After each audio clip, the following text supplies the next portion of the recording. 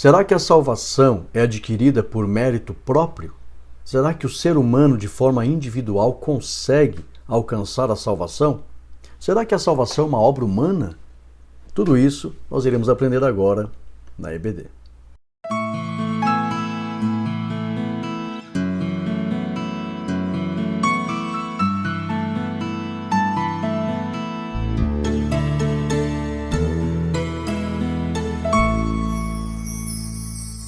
A paz do Senhor, meus irmãos, sejam todos bem-vindos. Eu sou o pastor Rodrigo Gomes, você está no meu canal e hoje nós estamos aqui para estudar a lição de número 11 dos adultos, que tem como tema salvação não é obra humana. Então eu fiz várias perguntas aqui na introdução, nós iremos responder essas perguntas no decorrer desta aula. Eu quero mandar um abraço ao pastor Roberto dos Santos, da de Belém, São Paulo. Ele está no Distrito Federal. Eu estava vindo aqui para o estúdio e ele me mandou mensagem parabenizando o trabalho, eu louvo a Deus por isso, e eu agradeci o apoio e dei os parabéns a ele também.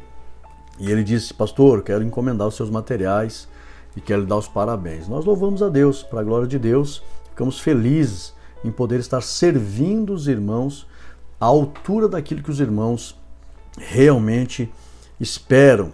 Pastor Roberto dos Santos, Deus abençoe. Também quero mandar um abraço à irmã Elismar Rodrigues. Ela diz que nos acompanha há anos, né? Não sei se é irmã ou irmão, né? Elismar nos acompanha há anos.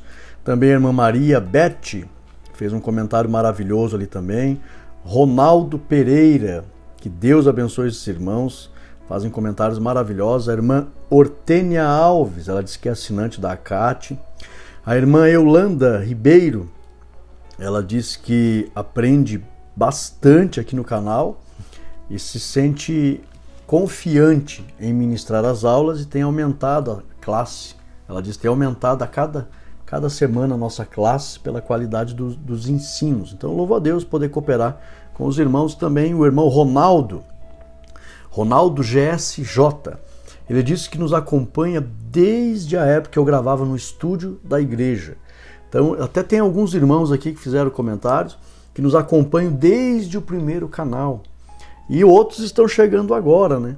Então, quero louvar a Deus pela vida de todos os irmãos, na pessoa desses irmãos, mandar um abraço a todos os inscritos desse canal, todos que assistem às videoaulas, todos que estão lá nos grupos do WhatsApp. É um grupo gratuito para você entrar e receber materiais gratuitos. Tem mais de 5.000 alunos lá. São 12 grupos que nós temos. Nós temos um programa. A cada 500 novos alunos entrando no grupo, ele gera um outro grupo automaticamente. Então já tem 12 grupos ali, tem mais de 5.000 alunos. É um grupo fechado, viu? Não fica recebendo mensagem, acúmulo de mensagens para sobrecarregar teu celular, não. Você só recebe materiais gratuitos da EBD para você divulgar. E os nossos materiais não tem propaganda da minha escola, nada. É o tema da lição e o conteúdo que vai ser estudado na lição. Para você convidar as pessoas sem achar que está fazendo propaganda para ninguém. Não. Tem só uma marca d'água pequenininha num banner ali no vídeo, mas os banners não tem nada de propaganda. Você divulga a palavra de Deus e atrai mais pessoas para estudar a palavra de Deus com vocês, ok? Um abraço a todos os irmãos que são assinantes da Catflix, que Deus abençoe todos os irmãos. Quero mandar um abraço aos pastores, tanto de Santa Catarina, Paraná, Rio Grande do Sul, São Paulo, Minas Gerais, Rio de Janeiro, Bahia, Espírito Santo, tem do Ceará, do Amapá, Pará, Cuiabá. Que Deus abençoe Mato Grosso, Tocantins, são vários, Piauí, fora do Brasil, vários países. Então, inúmeros irmãos nos acompanham aqui. O nosso abraço, tenho orado por todos vocês, viu? Tenho pedido a bênção de Deus. Tenho pedido muita saúde para todos os irmãos que nos acompanham aqui. Que Deus abençoe a todos os irmãos. Atenção os irmãos que fizeram curso Bacharel em Teologia na Catflix. Dia 28 nós vamos fazer a formatura, viu? Já tem mais de 60 irmãos que já emitiram o certificado lá. Todos, nós entraremos em contato com todos os irmãos para a gente organizar essa formatura. Já estamos aqui organizando, entrar em contato com todos os irmãos. Então já tem mais de 60 alunos que se formaram ali, bacharel em teologia, e dia 28 desse mês, 28 de março, nós vamos fazer a formatura online, onde por bondade e misericórdia do Senhor Jesus, com a autoridade que a nós foi concedido, nós vamos outorgar o título de teólogo, bacharel em teologia a todos os irmãos que participarem. Então não perca, dia 28 de março. Se você ainda não emitiu o teu certificado, só participarão aqueles que emitirem o certificado. Emita o teu certificado, porque daí a gente pode entrar em contato com os irmãos, a gente é informado, emitiu o certificado, a gente vai entrar em contato com os irmãos. Se não emitiu o certificado, o curso está em andamento, então a gente vai entender que a pessoa não terminou o curso. Então emita o certificado para que a gente possa entrar em contato contigo e você participar. Qualquer dúvida, o telefone do suporte está na tela, entre em contato conosco. Vamos lá então fazer a nossa oração e estudar esta abençoada lição de Escola Bíblica Dominical. Ore comigo. Santo Deus, eterno Pai, te damos graças, Senhor, pela vida de cada filho teu que ama a tua palavra e juntos estamos aqui para estudar e aprender mais de ti. Que a iluminação do teu Espírito possa trazer edificação a todos os teus filhos. É o meu pedido, no nome de Jesus. Amém e amém. Lembrando que no final, nosso grande clamor por curas. Tem irmãos testemunhando que já estão sendo curados, recebendo curas da parte de Deus. O textuário está em Tito 3 e 5. Não pelas obras de justiça que houvéssemos feito, mas segundo a sua misericórdia nos salvou pela lavagem da regeneração e da renovação do Espírito Santo. Ou seja, sem esta obra, promovida pelo Senhor Jesus, e o Espírito Santo cooperando, na verdade o Pai, o Filho e o Espírito Santo, autor desta obra, cada um dos seres da Trindade tem a sua participação neste projeto. E sem esta ação da parte de Deus, impossível o ser humano sozinho alcançar a salvação. Em resumo, seria isso. Verdade prática, a salvação é um ato da graça soberana de Deus, pelo mérito de Jesus Cristo, e não vem das obras humanas. Vamos lá? Leitura bíblica em classe. Claro, irmãos, nós somos maduros. Isso não significa que alguém agora possa pensar assim, então, Deus já fez tudo por mim? Não preciso fazer mais nada, porque não compete às minhas obras? Então, eu vou viver de qualquer jeito. Não, não é assim também. Não podemos confundir as coisas. A porta de salvação foi aberta pelo Senhor. O ser humano não consegue abrir essa porta sozinho. Não. Até tem um hino que diz, né? A porta da salvação hoje ainda aberta está. Quem que abriu essa porta? Foi Jesus, né? Como a gente canta no hino da harpa. Ele me abriu a porta e me reconciliou. Entende? Ele abriu a porta. O ser humano não consegue abrir essa porta. Mas, depois que nós entramos por essa porta que Jesus abriu, nós temos que agora nos santificar, fazer a nossa parte. Nós temos que obedecer ao Senhor, obedecer a sua palavra. Então, isso contribui para que possamos manter a salvação. Porque a salvação, ela pode ser perdida. Alguém entrou pela porta da salvação, ele pode não valorizar a salvação e jogar fora a salvação. Então agora eu preciso manter essa salvação. Então é lógico que tem a minha participação e eu vou agora obedecer o Evangelho, me santificar e fazer a vontade de Deus, fazer a sua obra, cumprir com aquilo que Ele espera de mim depois que eu entrei por essa porta que Ele mesmo abriu. Então é lógico, nós somos maduros e entendemos isso. Agora, ninguém pode achar, nós vamos aprender aqui alguns movimentos religiosos que pensam dessa forma, que sozinhos eles conseguem abrir essa porta, sem a ajuda de Deus, e aí atribuindo todo o mérito às suas ações. Isso é completamente errôneo. Então, fique conosco que você vai compreender bem acerca disso. Por que é importante? Rodrigo, mas eu já sei de tudo isso. A questão não é não saber, a questão é ter as provas de como afirmar esse ensinamento. Essa é a questão. Então fique conosco aqui para você encontrar as bases bíblicas. Se alguém pedir para você, vem de Cristo, esta porta aberta, fora de Cristo não tem como alguém abrir? Sim, vem de Cristo. Aí a pessoa vai dizer assim, então me prove na Bíblia. A gente sabe que é Cristo que abre essa porta. Mas e como provar na Bíblia? Então eis a questão. Leitura bíblica em classe, Efésios 2, 1 ao 10. Objetivos da lição: ensinar a respeito da doutrina da salvação sobre a graça de Deus, lembrando que essa lição aqui ela é uma lição soterológica, que é a doutrina da salvação, né? Vem do grego soter.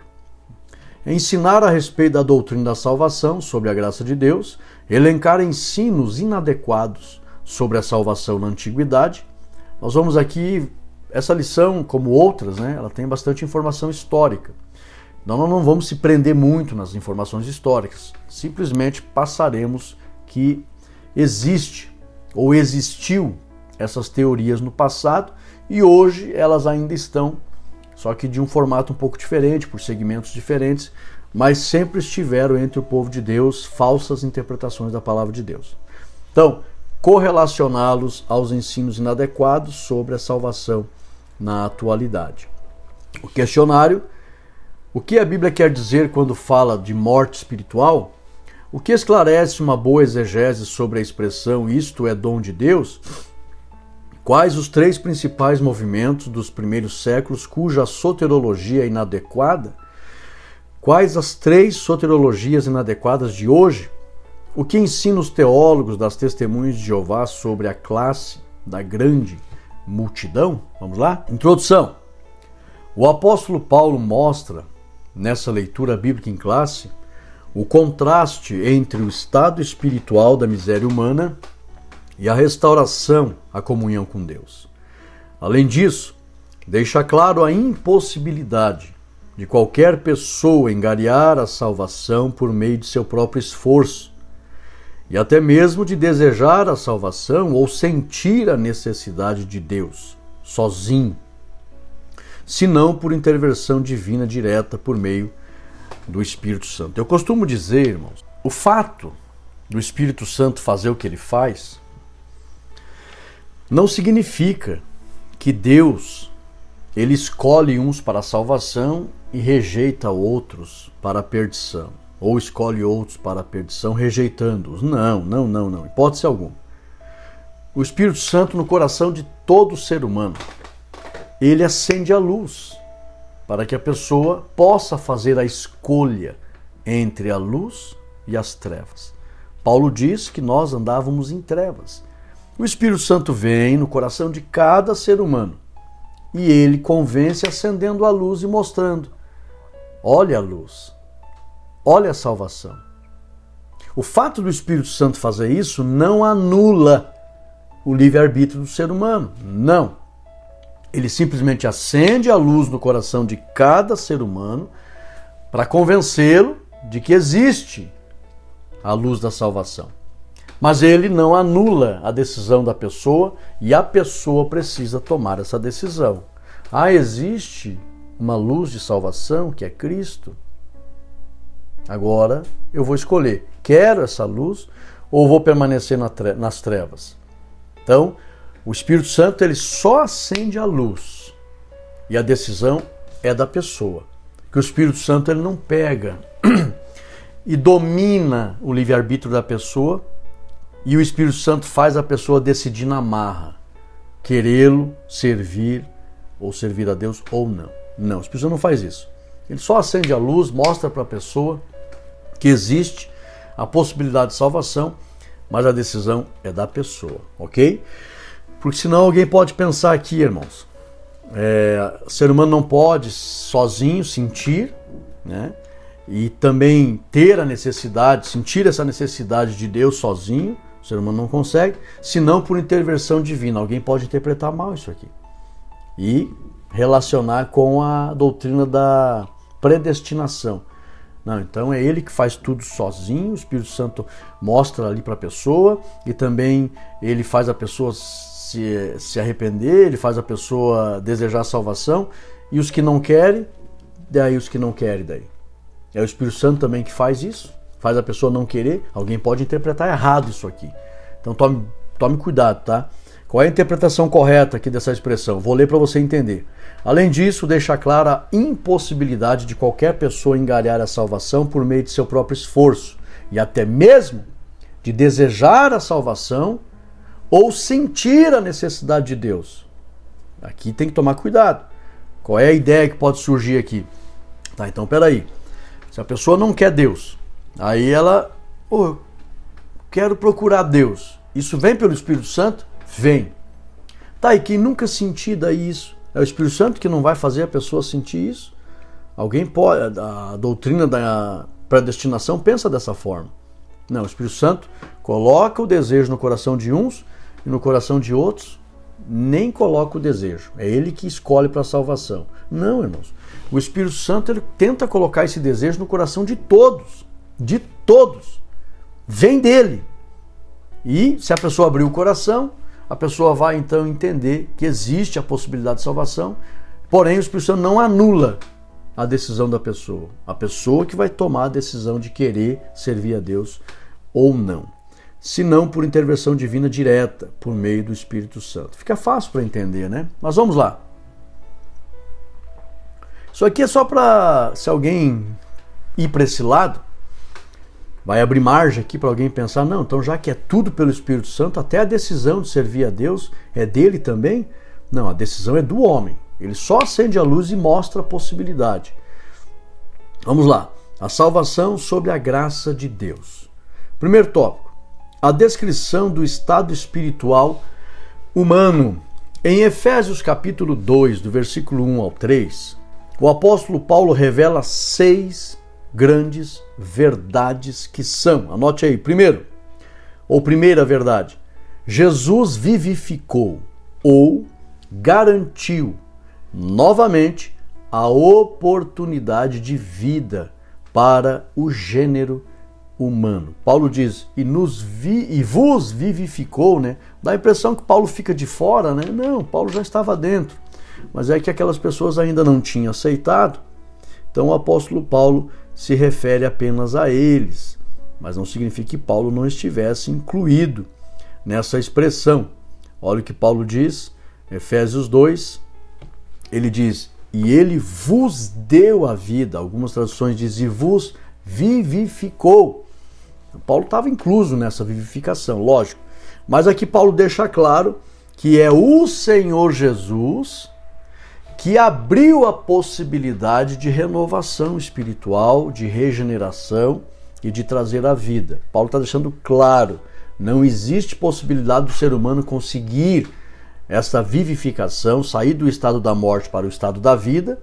Por que Paulo diz vivificou? Dando a entender que estavam mortos.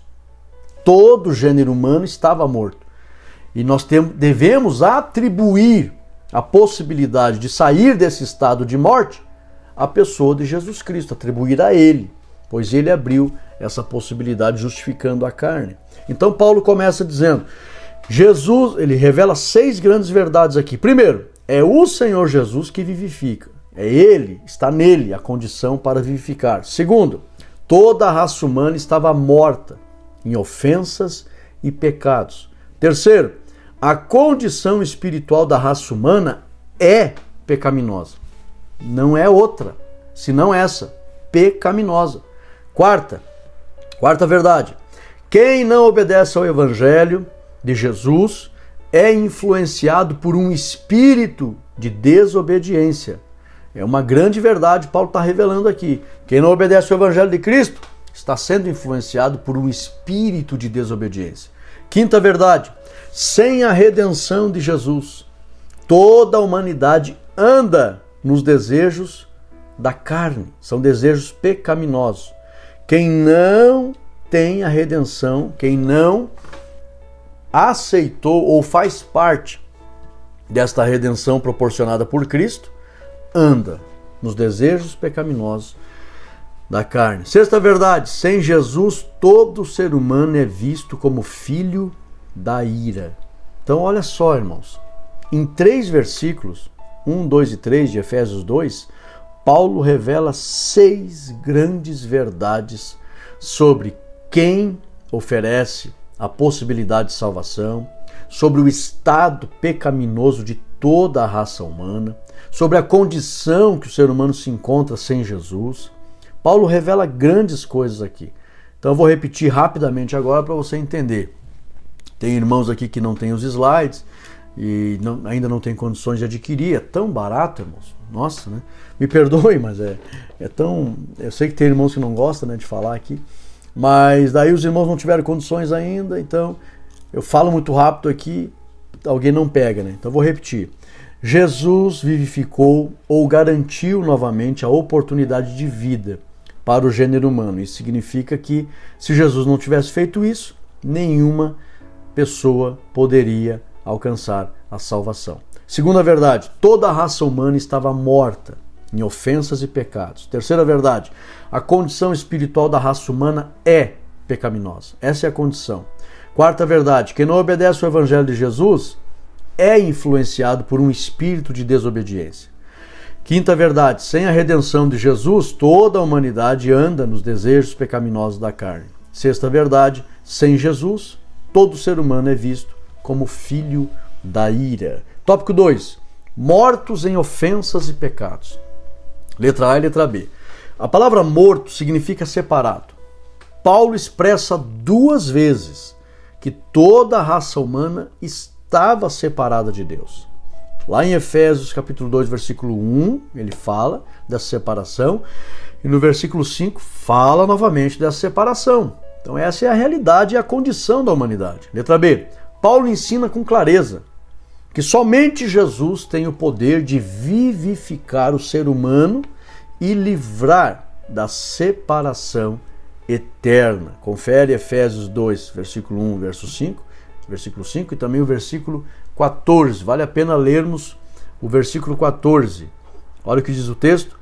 Porque ele é a nossa paz, que de ambos fez um, e tendo derrubado a parede de separação que havia entre nós, a inimizade. Então havia uma parede que separava a humanidade de Deus. Jesus, não outro, ele derrubou essa parede. Então o ser humano não consegue, nenhum ser humano, tá? Tanto do passado, da Idade Antiga, da Idade Média, da Idade Moderna, de qualquer segmento religioso desse mundo, nenhum ser humano consegue derrubar essa parede. E essa parede é o pecado, irmãos. O poder do pecado original que Isaías fala, que entre vós há, entre mim e vós o pecado. Então Jesus derrubou essa parede. Pum! E ele abriu agora a possibilidade de reconciliação com Deus. Quem aceitar Jesus, sem Jesus não consegue. Mas quem aceitar Jesus é aceito diante de Deus e não há nenhuma parede que separe. 3. A exegese dos versículos 8 ao 10. No curso de oratória eu falo bastante sobre exegese, viu? Também lá no curso do básico, lá na matéria de homilética. Letra A, B e C. Preste atenção. O sentido da palavra graça, usada por Paulo no versículo 8, significa favor imerecido. Veio de Deus essa iniciativa, o ser humano nenhum merecia. A salvação é resultado da graça divina e não fruto das obras humanas. Não. É resultado da graça. Irmãos, até a fé que eu preciso ter para crer na obra do Senhor Jesus, sozinho, esta fé sozinho não me garante. Eu não posso dizer que a salvação ela é resultado da minha fé. Não. Eu aceito a graça, que a salvação é pela graça do Senhor Jesus. Eu aceito essa graça pela fé, mas a salvação é exclusiva da graça e não da minha fé. A minha fé faz parte. A minha fé, ela é alcançada por esta graça. E eu não vou pagar por esta graça, porque apenas Deus espera que eu demonstre fé.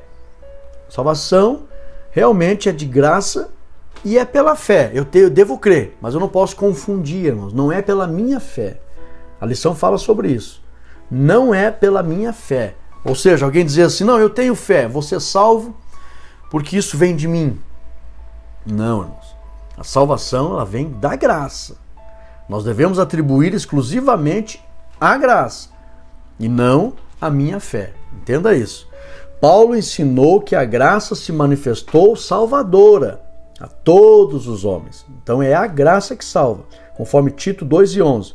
Letra C. Jesus é a própria manifestação da graça de Deus. É Cristo, a própria manifestação.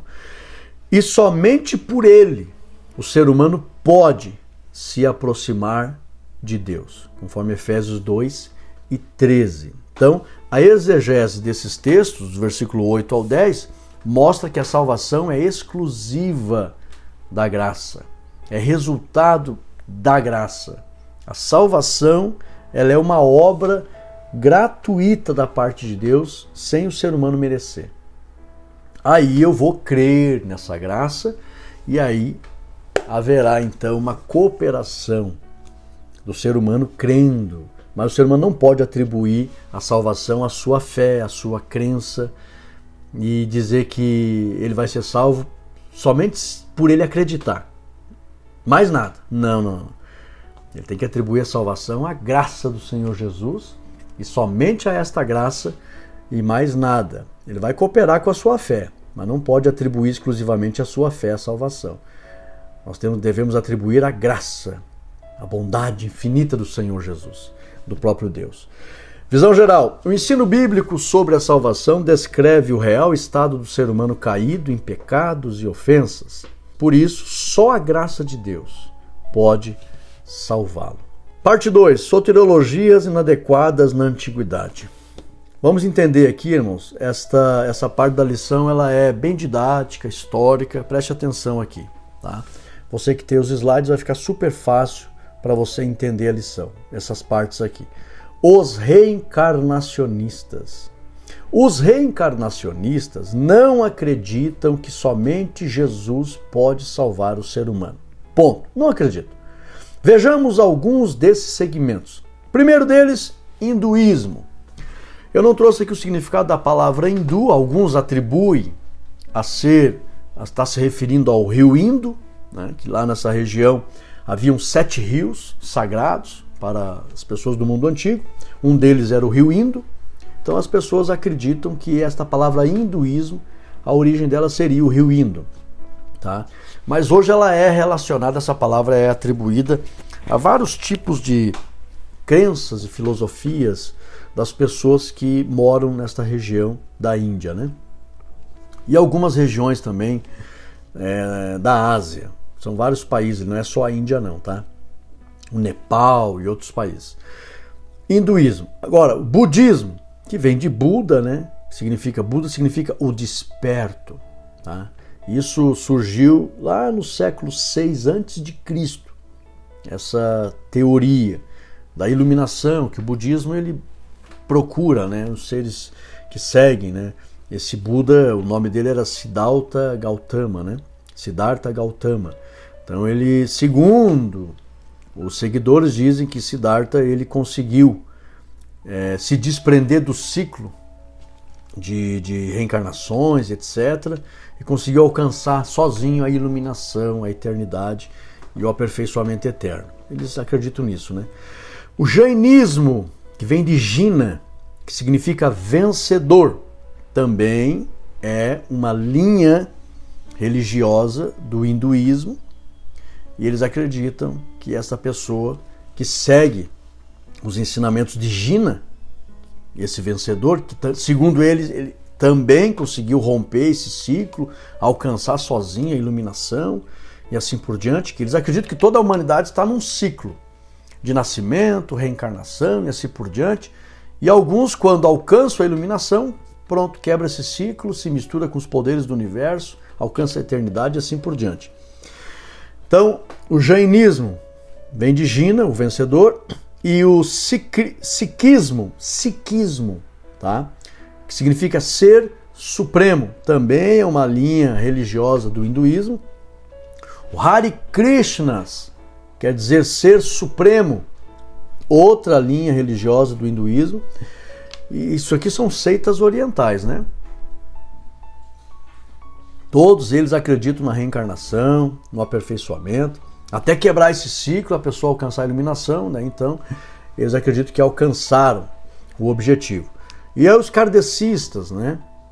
Que são seguidores aí dos ensinamentos de Denisart, né? Hippolyte Denisart, Hippolyte Léon Denisart Rivail, que foi o fundador, né, desse segmento lá na França no século XIX. O que Hippolyte Léon Denisart Rivail dizia?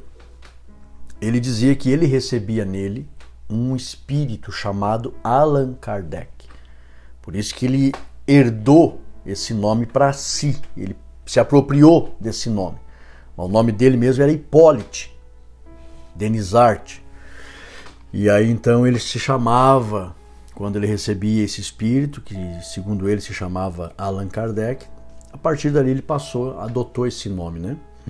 E muitos outros segmentos, não são só estes aqui, segmentos orientais, o hinduísmo, o budismo, o jainismo, o sikhismo, o Hare Krishna e os kardecistas. Eles tem vários outros, né? Só na Índia tem 330 milhões de deuses e vários segmentos. Então aqui os mais famosos, os mais populares, tá? Todos esses movimentos atribuem a salvação e iluminação eterna aos cuidados do próprio ser humano. Todos eles. Vamos para frente? Só para você entender que existe, tá, esses segmentos. Os galacionistas, o que é isso, pastor Rodrigo? Letra A, letra B. O apóstolo Paulo encontrou vários judeus convertidos ao cristianismo que queriam atribuir a salvação às práticas da lei de Moisés. Eram judeus convertidos que estavam lá na Galácia e queriam atribuir a salvação às práticas da lei de Moisés. O apóstolo Paulo fala, lá em Gálatas 1:7, e isso não estava só na Galácia. Tinham judeus convertidos ao cristianismo entre a igreja, e Paulo, Atos mesmo menciona, 15:1, que eles estavam dizendo abertamente: ninguém vai poder ser salvo se não se circuncidar. Então vejam, e aí isso ficou forte lá na Galácia. O apóstolo Paulo até ficou um pouco triste, né? Poxa, tão fácil vocês caíram da graça? Vocês começaram por onde? Pela lei ou pela graça, para entender a salvação? Pela graça. Agora querem voltar lá na lei? Então o apóstolo Paulo lá na Galácia estava forte. Por isso que o escritor coloca aqui, é uma expressão nova. Essa expressão aqui não é popular, comum entre os cristãos, galacionistas. Eram pessoas lá na Galácia que queriam atribuir a salvação às práticas humanas. Paulo deixou mais uma prova contundente de que nenhuma carne será justificada por qualquer obra humana, mas sim pela fé em Cristo Jesus. Onde é que está essa prova, pastor Rodrigo? Confere comigo lá, Gálatas 2:16. Abre lá, Gálatas 2:16. Nos diz assim: sabemos, entretanto, que o homem não é justificado por obras da lei, mas sim pela fé em Cristo Jesus. Então, eu vou acreditar e é Jesus que vai me salvar. Tá? A minha fé apenas é a resposta da obra operada por Cristo. Eu só dou uma resposta. Como eu disse lá no início, eu não posso confundir e achar que a salvação é pela minha fé. Não, eu tenho fé, vou ser salvo por mérito da minha fé. Não, a minha fé é só a resposta da obra operada por Cristo. E não é a minha fé que vai me salvar sozinho, tá ok? E também, importante, Gálatas 5, 4-6. Olha o que diz o texto. Separados de Cristo estão vocês que buscam justificar-se pela lei. Caíram da graça. Então, quem quiser a salvação por obra própria, ele se separa de Cristo. Se separa. Versículo 6. Porque em Cristo a circuncisão e a incircuncisão não tem valor algum. O que realmente importa é a fé, é a minha resposta à pessoa de Cristo, que se expressa por meio do amor. Eu amo a obra que Jesus fez por mim. E aí eu passo a crer. E eu vou atribuir a salvação inteiramente à obra de Cristo. A minha fé é só uma resposta à obra que ele operou. Vamos lá? 3. Os gnósticos. Aqui também redobra a tua atenção, senão tu vai ficar perdido nesse tópico. Letra A, B e C. A palavra gnosis significa conhecedor. Ponto. Simples assim.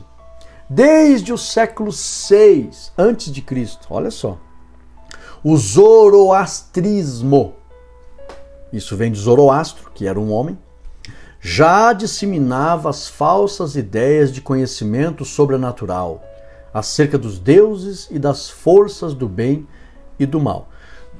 Então esse conhecimento que eles dizem, nós temos o verdadeiro conhecimento que salva, nós temos. Os gnósticos pensavam assim. E eles diziam que tinham a força do bem, a força do mal. Então isso é antigo, 600 anos antes de Cristo. Alguns até dizem que pode ter chegado a 1000 anos antes de Cristo. tá? Mas a maioria concorda, 600 a.C. começou essa folia. Letra B.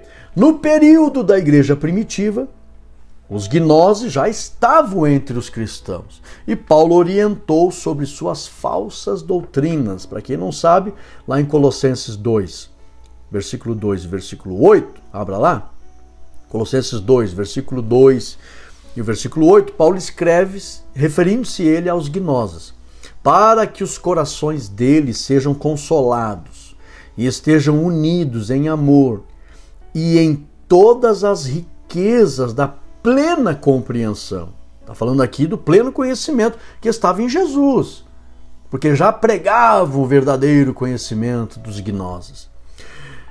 Para que possam conhecer o mistério de Deus, que é o Pai e também de Cristo. O verdadeiro conhecimento está em Deus, está em Jesus. Mas os gnósticos diziam que estavam nos ensinamentos que vinham deles, das suas interpretações desde Zoroastro, tá? Então, versículo 8. Cuidado para que ninguém vos venha enredar com suas filosofias. Paulo está falando dos gnósticos. A palavra filosofia significa amigo da sabedoria. Eles vêm dizendo que eles é que têm a verdadeira sabedoria. Já tinha os gnósticos na época da igreja primitiva. Suas vãs sutilezas, segundo a tradição dos homens, segundo os rudimentos do mundo e não conforme Cristo. Paulo está dizendo, a verdadeira sabedoria está em Jesus.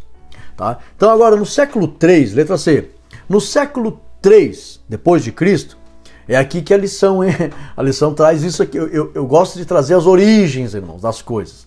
Então, o gnosticismo vem lá de 600 a.C. Aí se popularizou um pouquinho mais entre os cristãos ali no primeiro e segundo século, que o apóstolo Paulo até escreve contra eles.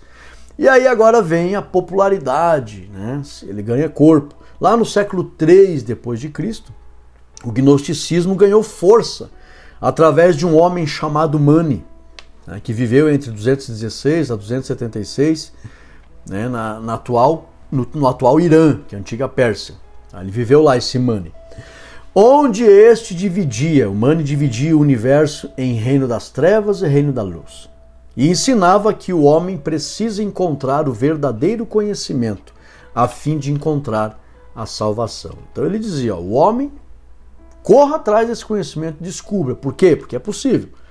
E a hora que descobrir, ele vai então alcançar a verdadeira sabedoria e também a salvação. Isso é misericórdia, irmãos. Desde os tempos mais antigos, o ser humano acha que consegue sozinho encontrar a salvação. Não consegue. Visão geral. As soterologias, as doutrinas da salvação inadequadas da antiguidade, ou na antiguidade, passam pelas reencarnacionistas e galacionistas e gnósticas, que nós já vimos que desde a antiguidade existem esses grupos e segmentos atribuindo salvação, em outras palavras, atribuindo salvação a si próprio.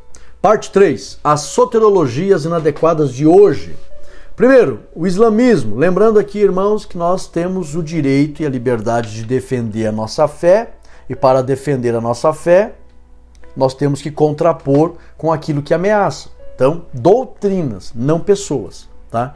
Então, existem doutrinas que ameaçam a nossa fé? Existem. E nós vamos fazer uma análise e temos o direito. Não, essa doutrina eu não quero para a minha vida. Simples assim. Aí você não se dirige a pessoas, não ofende ninguém e não vai dar problema, ok? Nosso objetivo aqui não é ofender pessoas, mas simplesmente mostrar que temos o direito de fazer análises de doutrinas que existem, ok? E essa doutrina do islamismo, nós não concordamos com ela, simples assim. Letra A e letra B. Segundo, aqui, irmãos, eu coloquei exatamente o que está na lição, porque essa definição ficou excelente. Tá? Não saia muito fora disso aqui, porque isso aqui é o que a gente precisa entender. Tá? Parabéns ao pastor Ezequias Soares, que fez essa definição aqui. Segundo essa religião, se as boas ações superarem as más, tal pessoa irá para o paraíso. Simples assim. Eles atribuem a salvação às boas ações individuais. Tanto que eles têm 5 vezes ao dia que fazer uma série de coisas em relação a rezas e cantos, para que eles então possam se sentir seguros diante de Deus. Se eles não fizerem essas 5 ações durante o dia, fica uma acusação dentro deles. E alguns até pregam que eles correm o risco de perder a salvação se não estiverem em dia com isso. Em outras palavras, é atribuir a salvação às práticas. Conforme ao Corão 13, 22 e 23, né? O capítulo lá é Surras.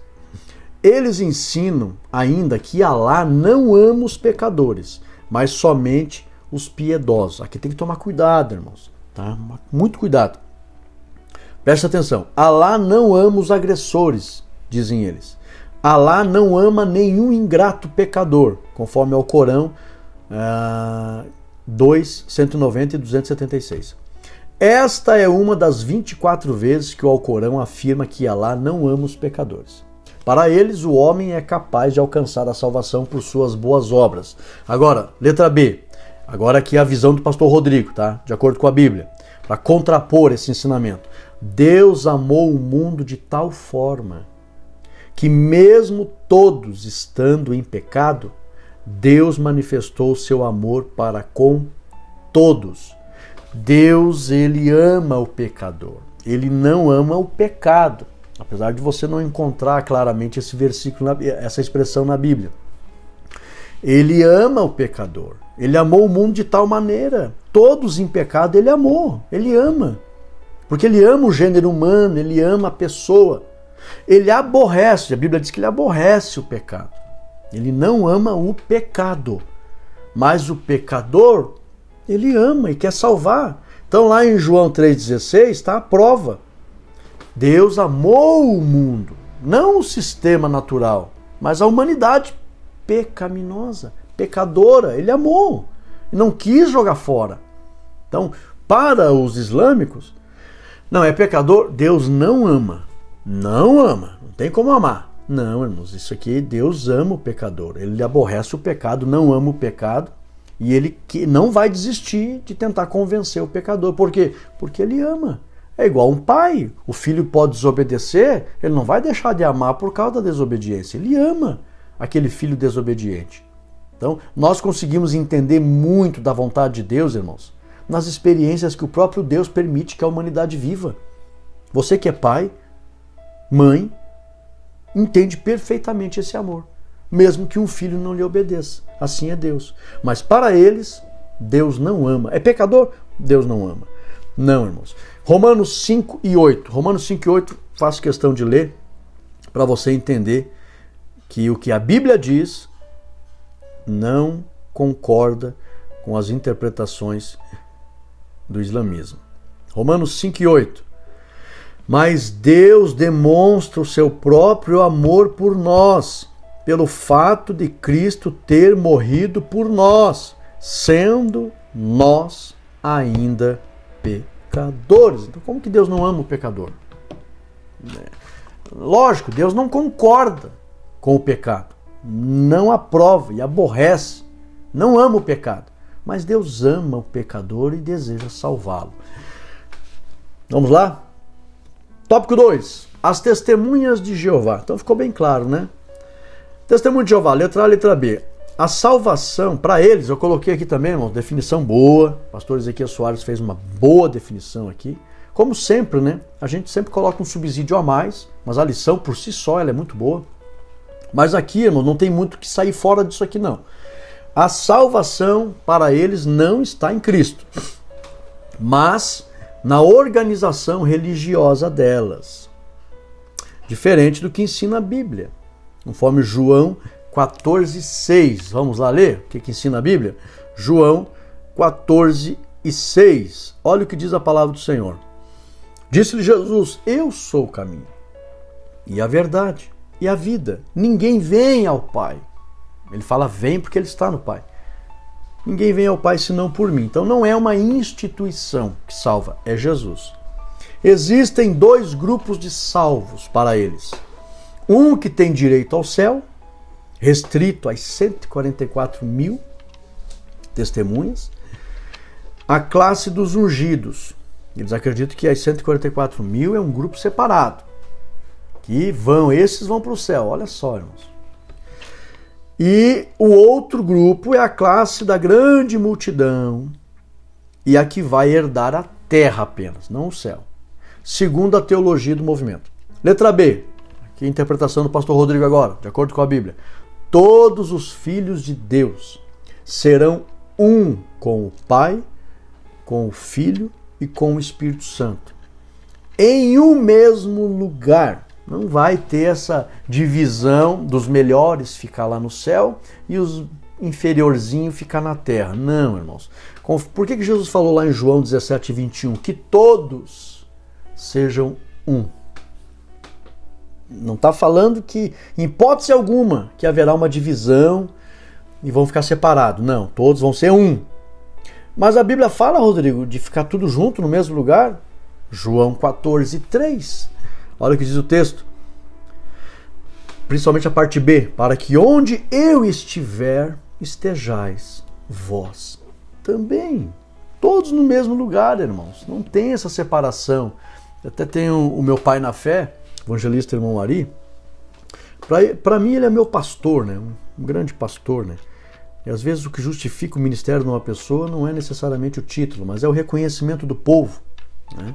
Então, o pastor Ari, meu pastor, ele sempre dizia, no céu não tem jaula, não tem divisões para ficarem separados. Pode até ter locais, né? Jesus falou, há muitas moradas, mas não fala que o acesso é restrito, alguns vão ficar separados, em hipótese alguma, irmãos. Há muito mais texto na Bíblia que prova a união do povo de Deus em um mesmo lugar. Jesus falou, sentarão comigo à mesa. Vinde benditos do meu Pai, recebei por herança. É para todo mundo. Não tem essa acepção, essa divisão. E aí, infelizmente, essas seitas fazem essas divisões. Por que elas fazem essas divisões? Porque o ser humano, eles ainda não estão libertos a um orgulho, a uma exaltação. Não, é só nós. Salvação é só aqui com a gente. Se coloca numa posição superior. E aí começa um abismo chama outro. Começa essa divisão aí. Não, realmente... eu acho que uns são melhor que os outros, então os 144 mil são melhor que os demais e tal, e começa a surgir essas heresias aí. Não, irmãos. Os humildes, os mansos de coração, os puros de coração, eles concordam com o Senhor Jesus. Todos seremos um. Onde eu estiver, vocês estarão comigo. Sem separação. O mormonismo, vamos lá. Letra A e letra B. Os mormons creem numa salvação geral. Essa definição também eu coloquei a mesma, porque não tem muito que fugir disso aqui. Os mormons creem numa salvação geral, em que os não mormons são castigados e depois liberados para a salvação.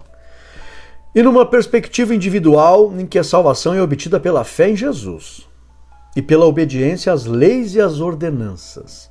Eles consideram ordenanças, segundo os artigos 3 e 4 das regras de fé deles, fé em Jesus, essas ordenanças, arrependimento, até parece coisa boa aqui, né? Princípio não tem nada de grave. Batismo por imersão, imposição de mãos, mas há outros requisitos. E esses outros, um deles, aceitar Joseph Smith Jr. como porta-voz de Deus. Aí já vai tudo por água abaixo, né? Tal ensino, no entanto, diverge das Escrituras, pois elas nos ensinam que o Senhor Jesus não precisa de co-salvador. Não tem outro co-salvador, tá? Então, Jesus não precisa de Maomé, não precisa de Joseph Smith, não precisa de Charles Taze Russell, não precisa de Siddhartha Gautama, não precisa de... me fugiu o nome do outro agora. Tantos líderes que existem por aí, não precisa. O Ellen White não precisa de Ellen White, não precisa nem do Bolsonaro. Jesus não precisa de ninguém, viu? Para proporcionar salvação. Todo respeito ao Bolsonaro e as boas ideias que ele tem, mas tem alguns crentes aí idolatrando o Bolsonaro. Então tem que tomar cuidado também. A Bíblia ensina que Jesus é o único Salvador, conforme João 14:6 e Atos 4:12. E a visão geral, o islamismo, as testemunhas de Jeová, mormonismo, apresentam uma doutrina da salvação inadequada em nossos dias. Então tome muito cuidado, aprenda certinho a Bíblia, é só Jesus que pode garantir a salvação e nenhum outro nome há pelo qual devamos ser salvos, diz a Bíblia. Conclusão, entendemos que somente pela graça é possível chegar-se a Deus. O próprio Deus, pelo Espírito Santo, ele vai e acende a luz. A pessoa enxergou, opa, quero ou não quero agora?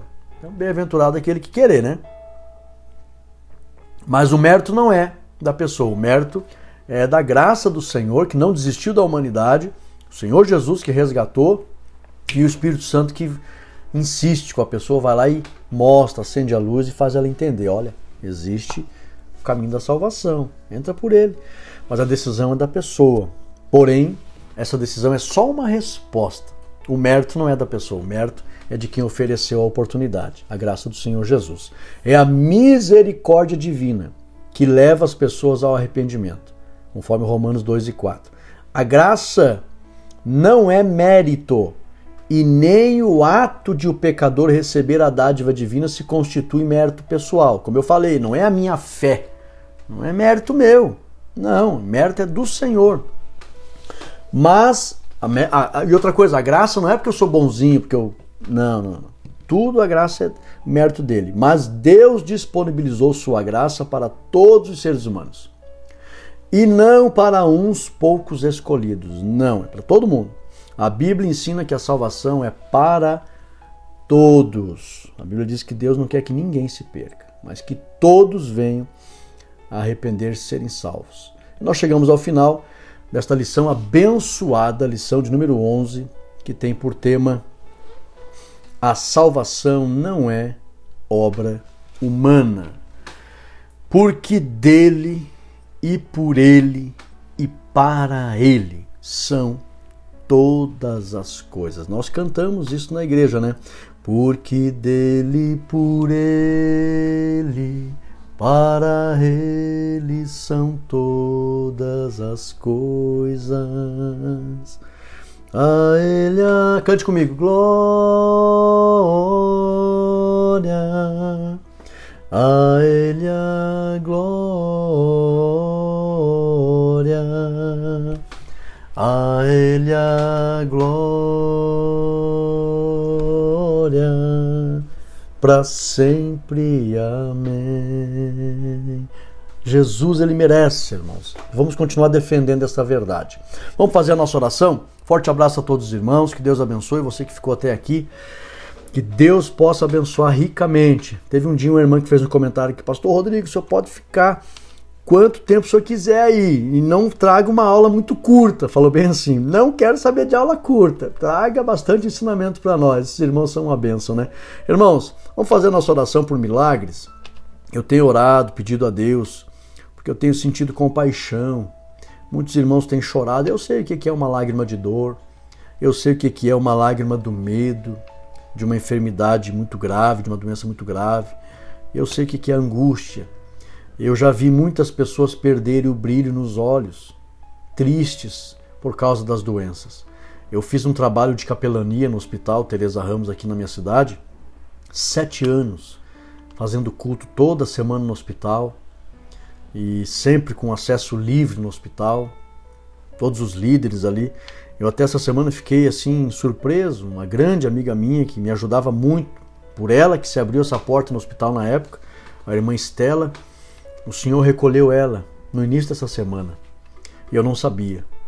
Meus sentimentos à família, e fiquei sentido mesmo, não sabia. A Estela, a mulher de Deus, e nós fizemos um trabalho muito lindo ali, 7 anos de capelania, então indo nos quartos, na UTI, na ala dos queimados, na oncologia, e eu vi muita gente sem o brilho nos olhos. Eu senti muita compaixão e sinto até hoje.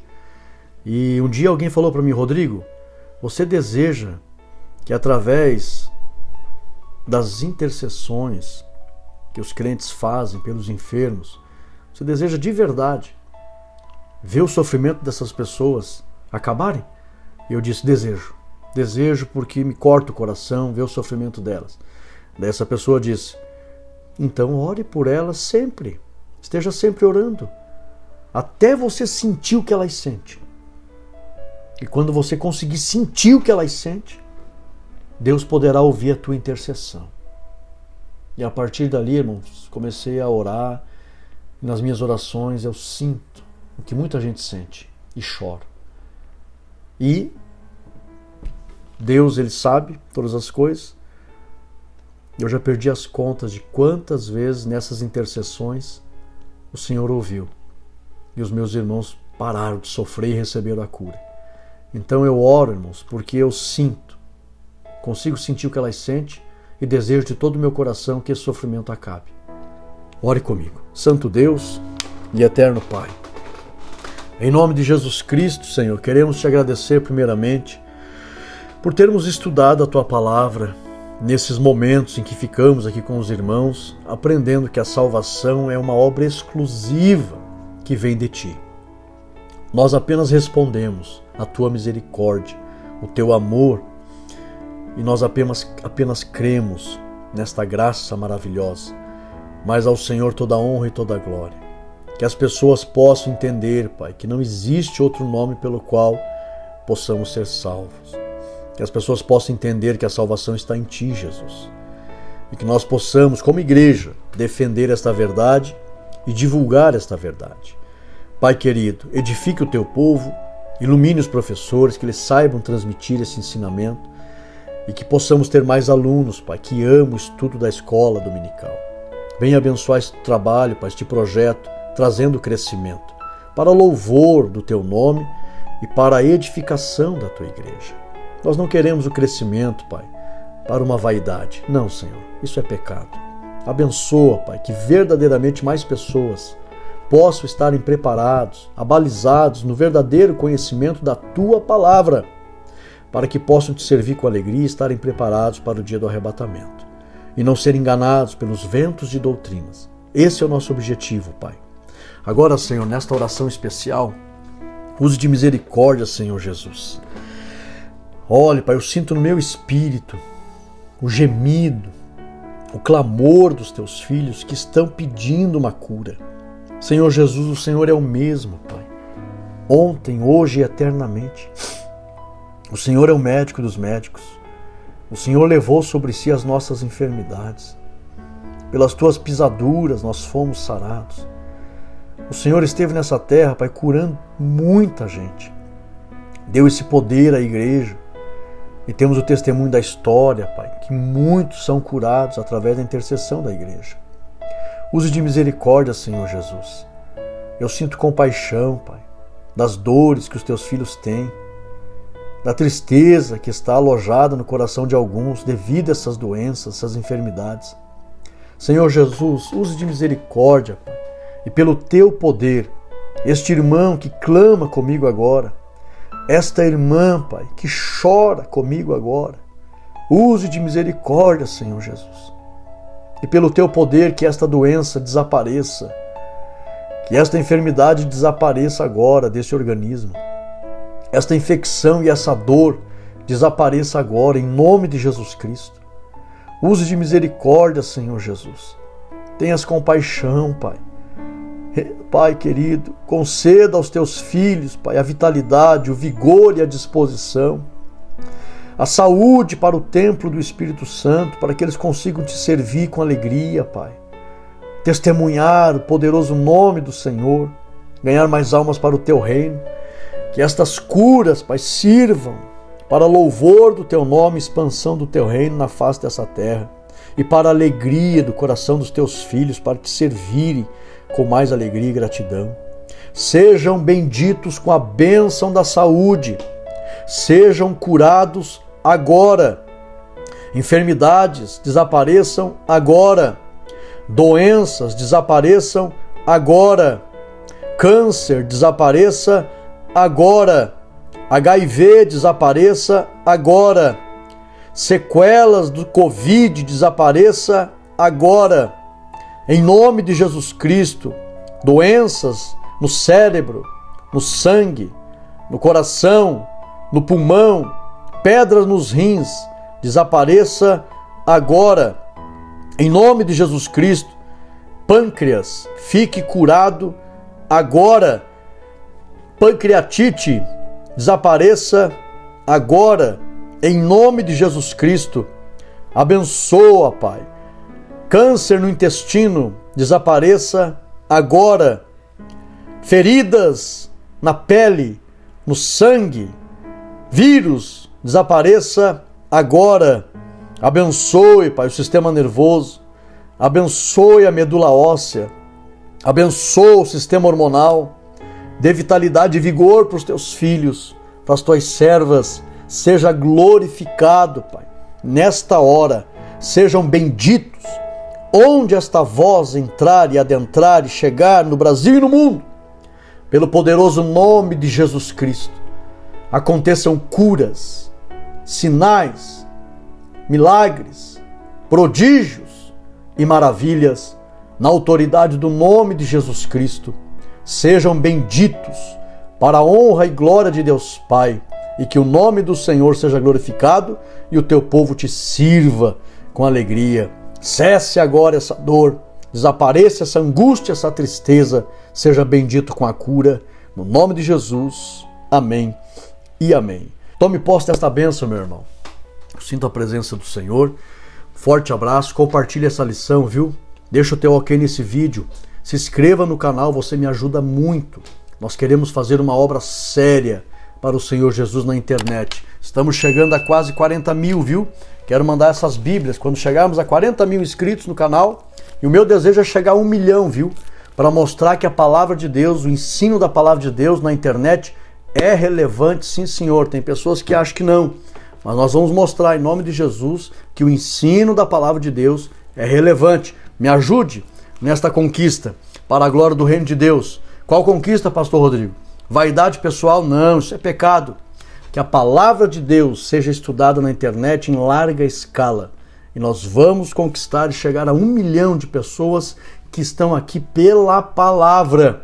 Porque canais de entretenimento, de piada, de monte de besteira, passam de 1 milhão fácil. E da palavra de Deus? Você entra comigo nessa luta? Vamos buscar, irmãos, mostrar para o mundo que aqueles que amam a palavra de Deus também estão na internet estudando a Bíblia. Vamos lá. Que Deus abençoe, um forte abraço, fiquem todos na paz de Cristo Jesus. Amém.